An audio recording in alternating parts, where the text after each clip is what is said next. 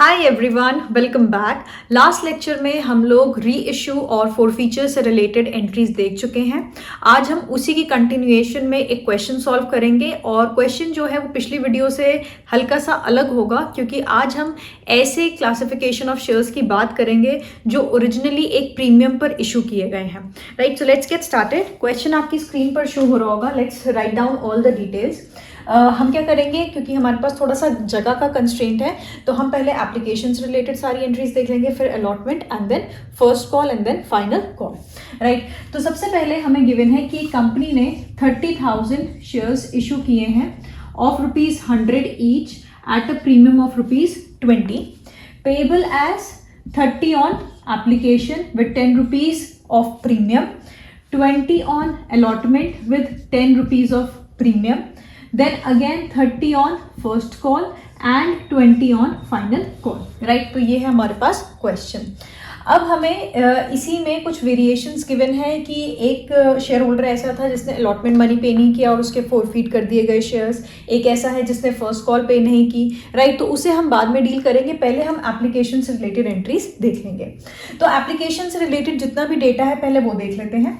तो हमारे पास total 40,000 shares की क्या आई हैं, एप्लीकेशंस आई हैं। राइट, टोटल एप्लीकेशंस आई हैं हमारे पास 40,000 की, जिसमें से 5,000 एप्लीकेंट्स को क्या कर दिया गया है, टर्न डाउन कर दिया गया है, यानी कि उनके पैसे वापस कर दिए गए हैं। इन्हें 0 शेयर्स की अलॉटमेंट की गई है और जो बाकी बचे हुए 35,000 एप्लीकेंट्स हैं उन्हें 30,000 शेयर्स अलॉट किए गए हैं।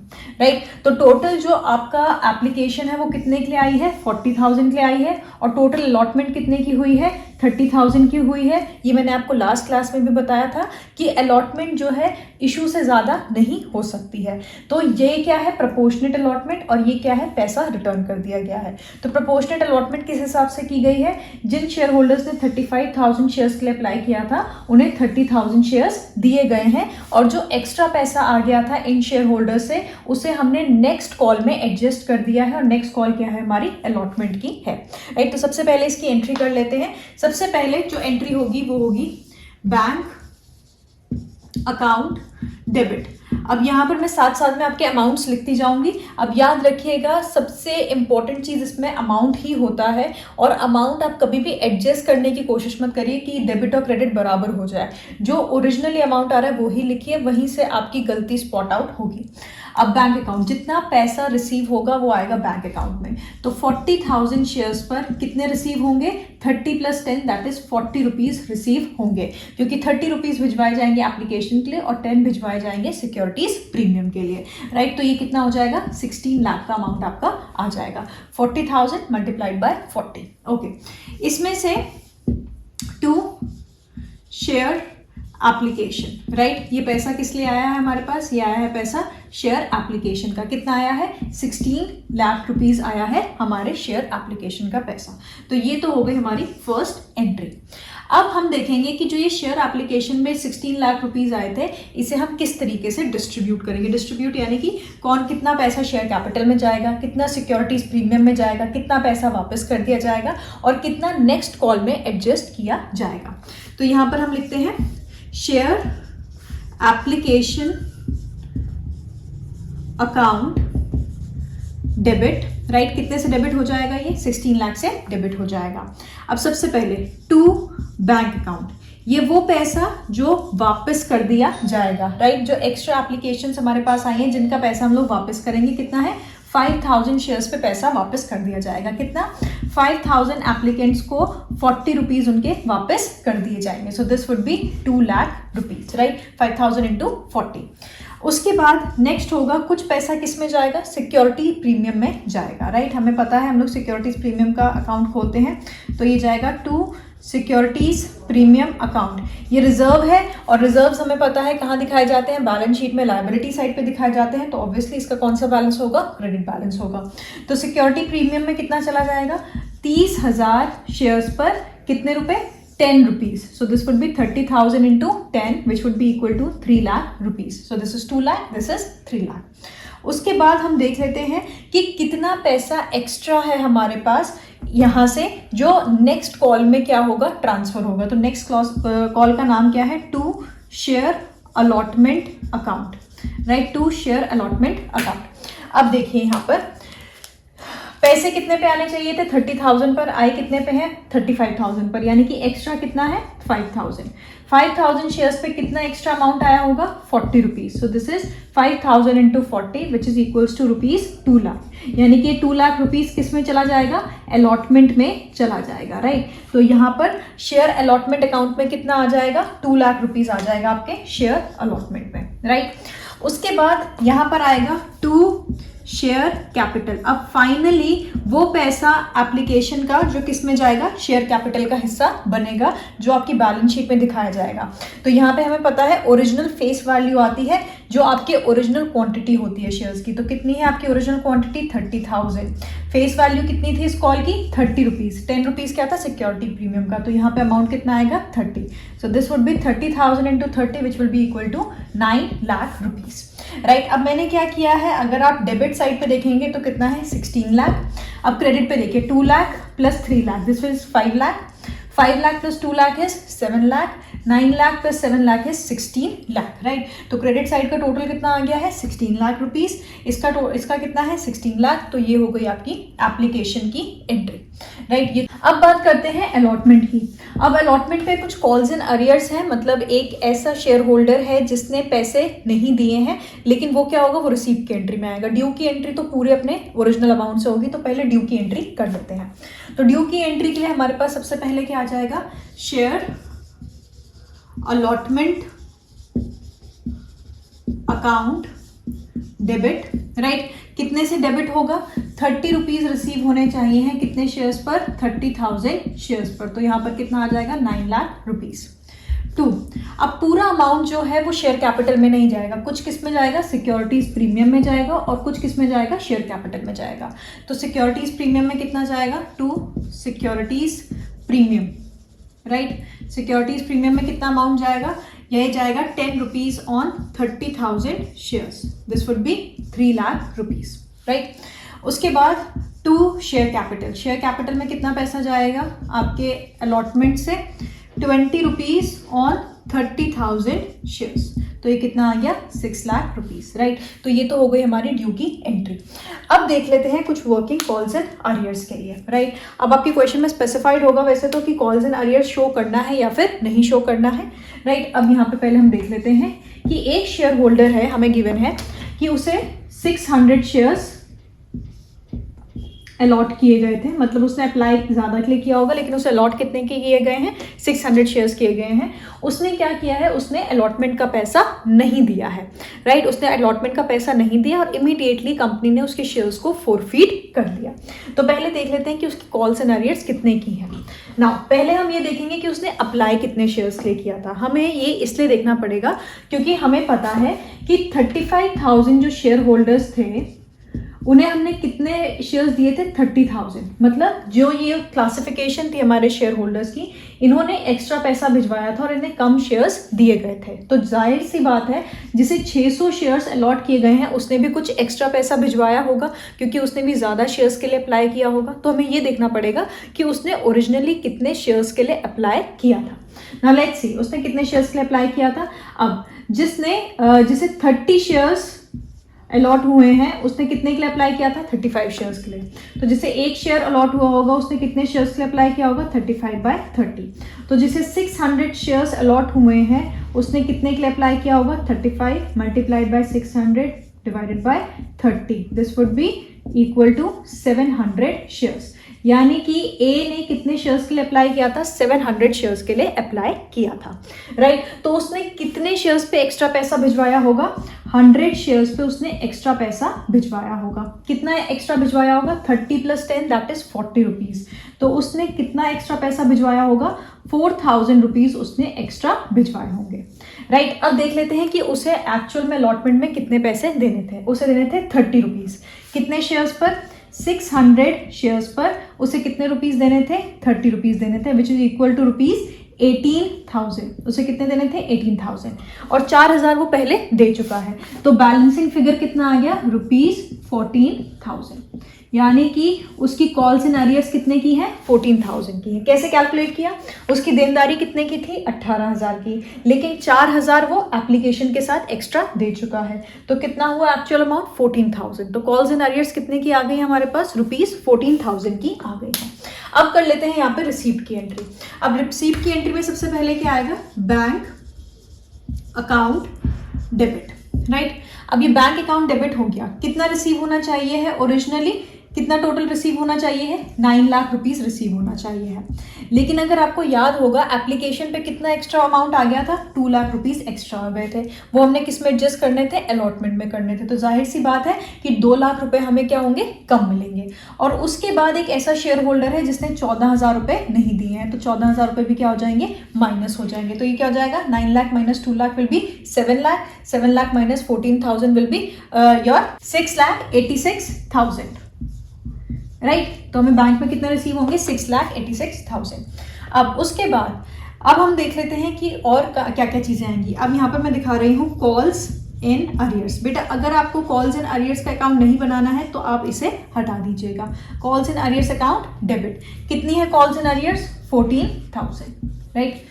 Now to share allotment, right, कितना आ गया, to share allotment. Share allotment में टोटल कितना अमाउंट चला जाएगा आपका, ये आ गया 6,18,000, ये आ गया 14,000, यहाँ पर आ जाएगा 7 लाख। क्योंकि आपको याद होगा पहली वाली एंट्री में जो एप्लीकेशन में हमने सेकंड एंट्री की थी वहाँ पे शेयर अलॉटमेंट ऑलरेडी हम लोगों ने 2 लाख रुपए से क्रेडिट कर दिया था, तो यहाँ पे कितना फिगर आ जाएगा, 7 लाख का फिगर आ जाएगा।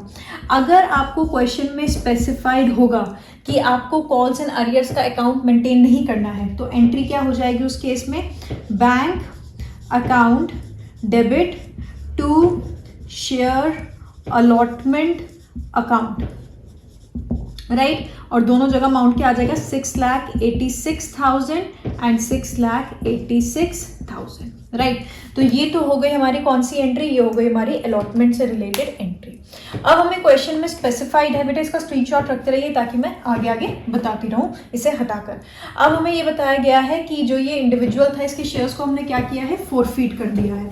अब तो हम क्या कर देंगे, फोरफीचर की एंट्री कर देंगे इमीडिएटली, तो फोरफीचर की एंट्री कर देते हैं। बेटा अगर आपको क्वेश्चन में गिवन होगा कि हमने कुछ नहीं किया है, अभी उसके शेयर्स ऐसे ही रखे हुए हैं, तो आपको अपने आप फोरफीचर की एंट्री नहीं करनी है। फोरफीचर की एंट्री तभी होगी जब हमें बताया जाएगा क्वेश्चन में कि इस पर्टिकुलर कॉल के बाद इन शेयर्स को फोरफीट किया गया है। सबसे पहले जब भी शेयर्स फोरफीट किए जाते हैं तो उसकी वजह से कंपनी की जो शेयर कैपिटल होती है वो कम हो जाती है। तो सबसे पहले क्या आएगा, शेयर कैपिटल अकाउंट डेबिट, क्योंकि कंपनी की शेयर कैपिटल क्या हो रही है, कम हो रही है। कितने से, 600 शेयर्स पे कॉल्ड अप कैपिटल कितनी है, 50 rupees. Now remember securities premium इसमें इंक्लूड नहीं होगा, सो this would B 600 into 5, this would give you, right. Now next, अब उसके बाद हमने क्या किया था, सिक्योरिटीज प्रीमियम का ये वाला अमाउंट मांग लिया था, राइट। अब जो ये अमाउंट मांग लिया था हमने ड्यू की एंट्री में ये दिखा दिया था, लेकिन ये पैसा अब हमें नहीं मिलेगा, तो उतने से हमें सिक्योरिटीज प्रीमियम को क्या करना पड़ेगा, डेबिट करना पड़ेगा। तो क्या आ जाएगा, securities premium account debit, right. 600 shares पर हमें 10 रुपीज सिक्योरिटीज प्रीमियम के रिसीव नहीं होंगे, तो यहाँ पर कितना आ जाएगा, 6,000, right. Now next, now always remember जो सिक्योरिटीज प्रीमियम का अमाउंट हमें रिसीव नहीं होता है उसे हमें क्या करना पड़ता है, वापस डेबिट करना पड़ता है। और जो अमाउंट ऑलरेडी रिसीव हो गया होता है उसकी हमें कोई भी अकाउंटिंग नहीं करनी है। जो अमाउंट सिक्योरिटीज प्रीमियम में जा चुका है, जो रिसीव हो चुका है, उसे हम वहीं पर रहने देंगे, उसकी हम कोई भी अकाउंटिंग नहीं करेंगे। तो अब क्या आ जाएगा, टू कॉल्स इन अरियर्स। और अगर आपने कॉल्स इन अरियर्स का अकाउंट नहीं बनाया है तो वो कॉल का नाम जो रिसीव नहीं हुई है इस केस में क्या है, वो allotment, right. So to calls in arrears, कितने की है कॉल्स इन अरियर, 14,000 हमने पहले ही कैलकुलेट कर लिया था, तो यहाँ पर आ जाएगा 14,000।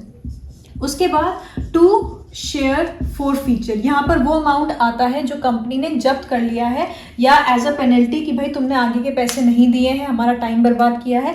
तो ये कैसे कैलकुलेट होगा, नाउ 600 शेयर्स पर 30 रुपीज़, क्योंकि बेटा सिक्योरिटीज प्रीमियम का अमाउंट जा चुका है, उसका हम लेखा जोखा नहीं करेंगे, वो शेयर फॉरफीचर का पार्ट नहीं बनेगा। और बाकी जो बचे हुए 100 शेयर्स पे उसने पूरे 40 रुपये दिए थे, क्योंकि 600 शेयर्स पे दिए उसने 40 रुपये थे, लेकिन वो 10 रुपये क्या थे, सिक्योरिटीज प्रीमियम का पार्ट थे, वो उसमें जा चुके हैं। वो कंपनी की बैलेंस शीट में जो सिक्योरिटीज प्रीमियम है उसका पार्ट बन चुका है, उसको अब हम कंसिडर नहीं करेंगे। तो यहाँ पर आ जाएगा आपके पास 18,000 और यहाँ पर आ जाएगा आपके पास 4,000। तो यहाँ पे हमारे पास टोटल कितना आ गया, 22,000, राइट। तो यहाँ पर शेयर फॉरफीचर में कितना अमाउंट आ जाएगा आपका, 22,000 का आपका अमाउंट यहाँ पर आ जाएगा।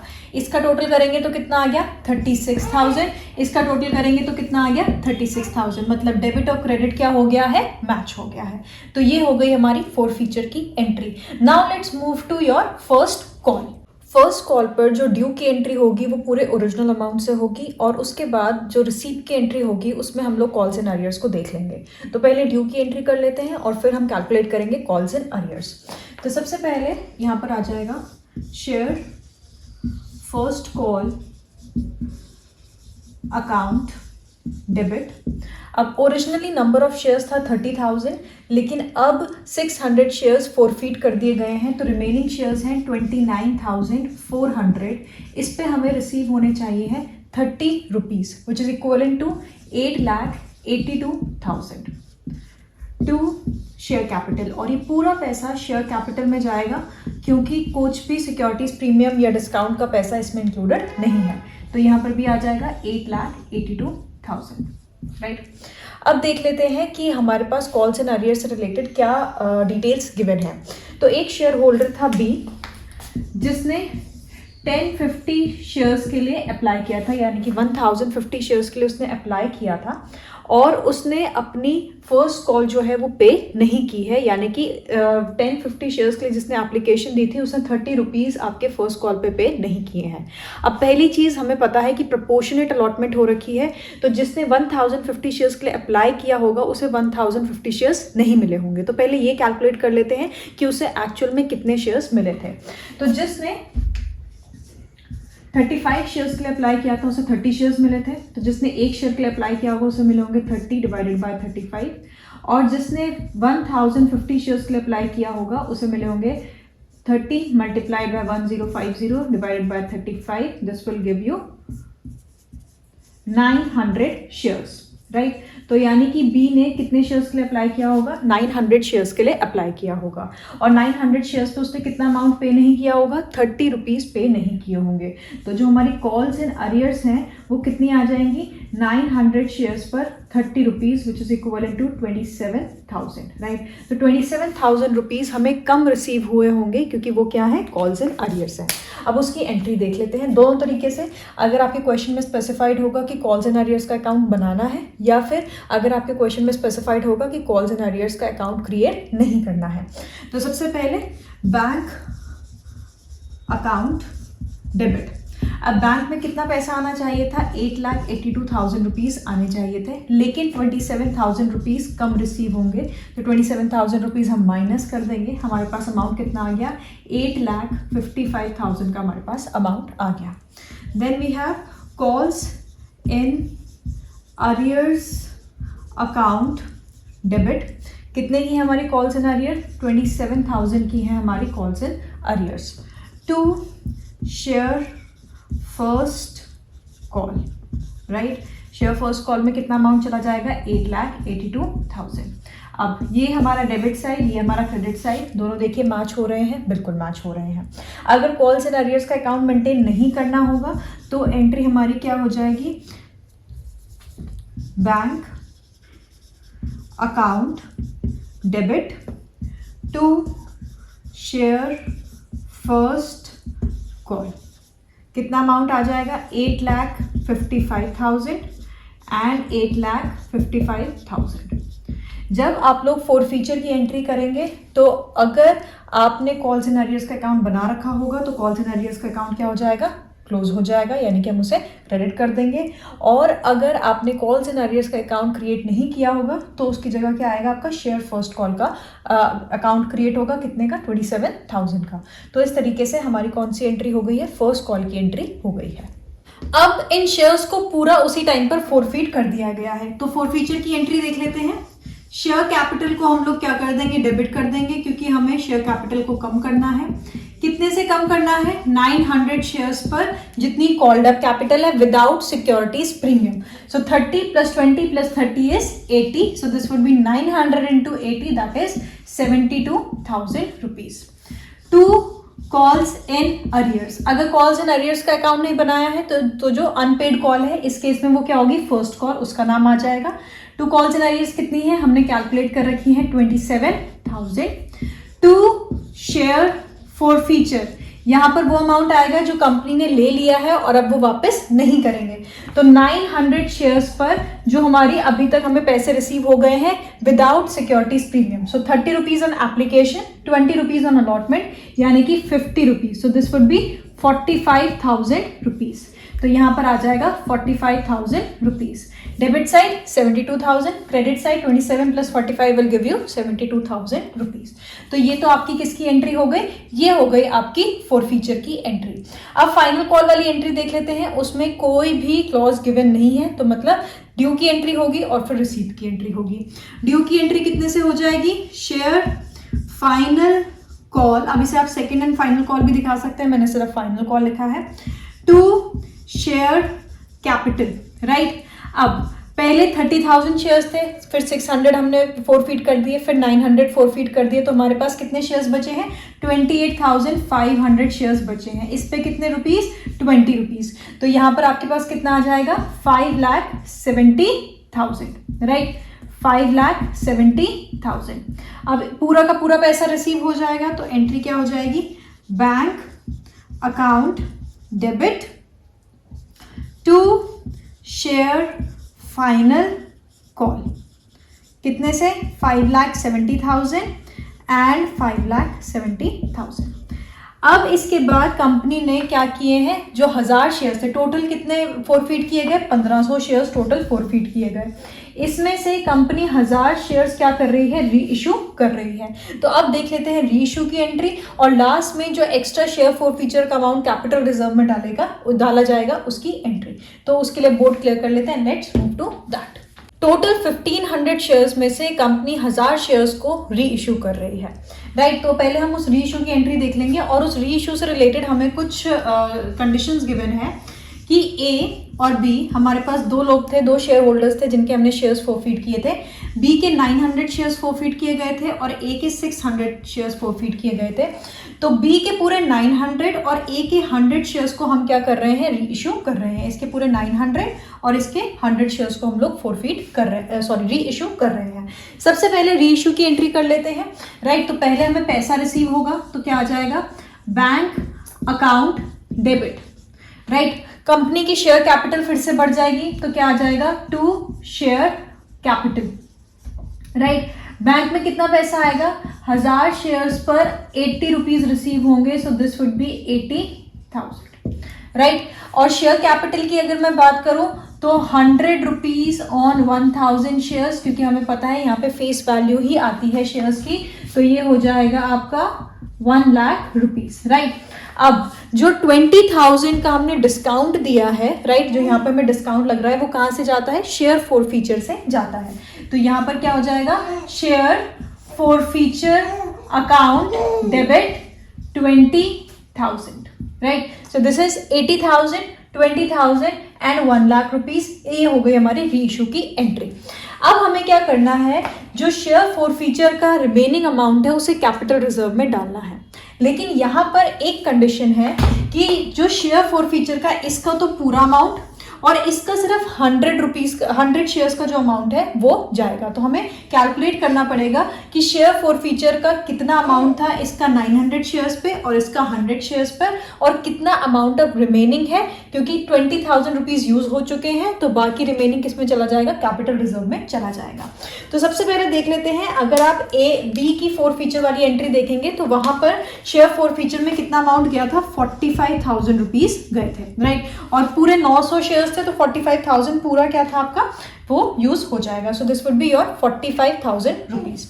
और अगर मैं इसकी बात करूं तो पूरे 600 शेयर्स पे आपका कितना था, 22,000 था, राइट। तो 22,000 पूरे 600 पर था, तो 100 पे कितना आ जाएगा, 22,000 डिवाइडेड बाय 600 मल्टीप्लाइड बाय 100, यहाँ से हमारे पास फिगर आ जाएगी 3,667, राइट। तो ये आ गया हमारे पास 45,000, ये आ गया हमारे पास 3,667। अब जो ये 900 शेयर्स हैं, इस पे हमें कितने का लॉस हुआ है, 20 रुपीज का लॉस हुआ है। तो कितना हो जाएगा, 900 multiplied by 20 which is equals to 18,000। तो 45,000 में से 18,000 हम क्या कर देंगे, सब्ट्रैक्ट कर देंगे। और यहाँ पर कितना हो जाएगा, 100 शेयर्स पर 20 rupees, that is rupees 2,000, right. तो 3,667 में से 2,000 रिड्यूस हो जाएगा और 45,000 में से हमारा कितना रिड्यूस हो जाएगा, 18,000। This will give you 27,000 rupees and this will give you 1,667 rupees, right. तो ये कितना आ गया, 27,000 एंड 1,667। अगर मैं इसे कंबाइन कर दूंगी तो मेरे पास कितना आ जाएगा, 28,667 रुपीज। ये शेयर फोर फीचर का वो अमाउंट है जो किस में चला जाएगा, कैपिटल रिजर्व में चला जाएगा। Now I am repeating, share four feature पे यहाँ पर टोटल अमाउंट कितना गया था, 22,000, लेकिन वो कितने शेयर्स पे था, 600 पर। अब अभी भी 500 शेयर्स री इशू करना बचा है, तो जब वो वाले शेयर्स हम लोग री इशू करेंगे, उस पर जब डिस्काउंट दे देंगे या कोई भी डिस्काउंट नहीं देंगे, तो तब वो वाला शेयर फोर फीचर का अमाउंट किस में जाएगा, कैपिटल रिजर्व में जाएगा। अभी सिर्फ 1000 शेयर्स पे जो शेयर फोर फीचर का अमाउंट था, इसमें से सब्ट्रैक्ट करके किस में जाएगा, कैपिटल रिजर्व में जाएगा। इसीलिए हमने ये अमाउंट कैलकुलेट किया है। तो अमाउंट कितना आ गया, 28,667, ये किस में चला जाएगा, कैपिटल रिजर्व में चला जाएगा। तो एंट्री आपकी क्या हो जाएगी, share forfeiture account debit to capital reserve, right. कितना अमाउंट चला जाएगा, 28,667, राइट। ये वाला अमाउंट क्यों गया है, क्योंकि पूरे 1500 शेयर्स अभी रीइश्यू नहीं किए गए हैं, सिर्फ 1000 शेयर्स रीइश्यू किए गए हैं। तो ये हो गई आपकी फाइनल एंट्री और आपका पूरा जो क्वेश्चन है वो सॉल्व हो गया है। इस वाले क्वेश्चन से आपके जितने भी पुराने टॉपिक्स हैं सारे कवर हो जाएंगे। तो अगर आपने पहले वाली वीडियोस नहीं देखी हैं, उन्हें एक बार स्पीड इंक्रीज करके देख लीजिए ताकि आपके कंसेप्ट बिल्कुल क्लियर हो जाए और उसके बाद ये वाला क्वेश्चन सॉल्व करिए। जो भी आपको प्रॉब्लम है नीचे कॉमेंट सेक्शन में मुझे बताइए, सजेशंस दीजिए कैसे हम इसे इम्प्रूव कर सकते हैं और आपको कौन कौन से टॉपिक्स पे स्पेसिफिकली वीडियोस चाहिए हैं, किस पे एक्सप्लेनेशन चाहिए है, do let me know. Thank you so much, until next time.